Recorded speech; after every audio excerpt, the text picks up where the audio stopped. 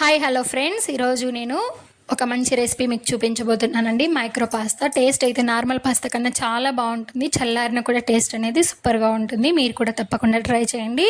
ఒక cup pasta తీసుకొని మరుగుతున్న వాటర్లో వేసి అందులో రుచికి సరిపడా ఉప్పు, కొద్దిగా ఒక టేబుల్ స్పూన్ ఆయిల్ వేసి బాగా ఉడికించండి. పాస్తా ఎప్పుడైతే ఇలా సాఫ్ట్గా ఉడుకుతుందో అప్పుడు దీన్ని ఒక స్ట్రైనర్లోకి నీళ్ళని వంపేసి పక్కన పెట్టుకోండి.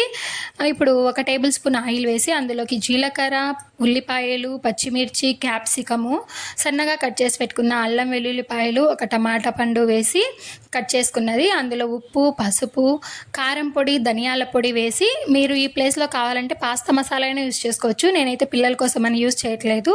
ఇప్పుడు ఇందులోకి ఒక half table spoon soya sauce, half table spoon vinegar, ఒక టేబుల్ స్పూన్ దాకా రెడ్ చిల్లీ సాస్, ఒక టేబుల్ స్పూన్ లేదా 1.5 టేబుల్ స్పూన్ దాకా టమాటా కెచప్ కూడా వేసుకొని అన్నిటిని కూడా ఒకసారి మంచిగా మిక్స్ చేసుకోండి హై ఫ్లేమ్లోనే. ఇలా అన్నిటిని మిక్స్ చేసుకున్న తర్వాత ఇందులోకి మనం ముందుగా స్ట్రైన్ చేసి పెట్టుకున్నటువంటి మైక్రో పాస్తా ఉంది కదా, ఈ పాస్తా అంతా వేసి బాగా ఒకసారి హై ఫ్లేమ్లో టాస్ చేసుకొని పైన తరిగిన కొత్తిమీరతో గార్నిష్ చేసుకుంటే టేస్ట్ అయితే చాలా బాగుంటుందండి. మీరు కూడా తప్పకుండా ట్రై చేయండి. Please like, share and subscribe.